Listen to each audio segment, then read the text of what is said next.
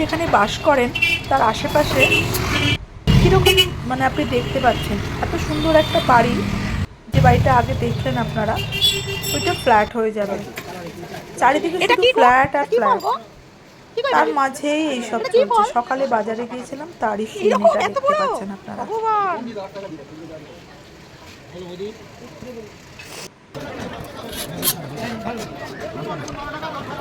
আজকে বাজারে গিয়েছিলাম, এঁচড় খেতে ইচ্ছা হয়েছিল, তাই এঁচড় কিনতে গেছিলাম।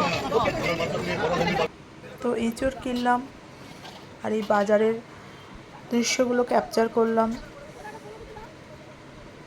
তারপরে অ্যাজ ইউজুয়াল বাড়ি এলাম, তখন বাজে বেলা 12টা। সুপ্রভাত। এখন আর মর্নিং নেই অবশ্য, যাই হোক এত বেলা হয়ে গেছে, 12টা বাজে। অ্যাজ ইউজুয়াল আমি এখন রান্না করতে শুরু করছি। আপনাদের সাথে বকতে বকতে আমি রান্না করছি।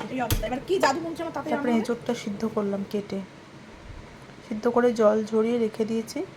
এদিকে কড়াইতে তেল দিয়েছি, তেলে সাদা জিরে ফোড়ন দিয়েছি। রান্নাটা আজকে একদমই ভালো হয়নি, বুঝতে পেরেছেন?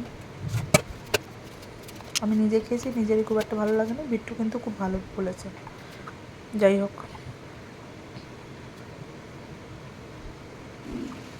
নিজেরই সন্তুষ্টি হচ্ছে না। এই যে আলু কেটে আলু ভাজলাম নুন দিয়ে।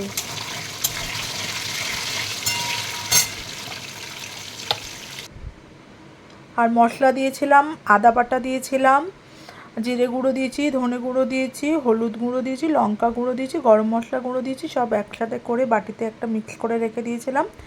ঠিক সেই রকমই আমি এটাতে পেঁয়াজ রসুন কিছু দিইনি, আপনারা দিতে চাইলে অবশ্যই দেবেন। আর আমি এটাতে গোটা গরম মশলাও ফোড়ন দিয়ে নিই। এই যে আমার হয়ে গেছে, আমার তেল পুরো ভাসছে, তরকারির দেখা নেই। আর এই যে আমি বিট্টুর জন্য প্লেটিং করেছি, আপনাদের তো দেখানো হলো আর বিট্টুকেও দেওয়া হলো। যাই হোক, আজকের জন্য এতটুকুই। ভালো থাকবেন, ভালো রাখবেন। Good night.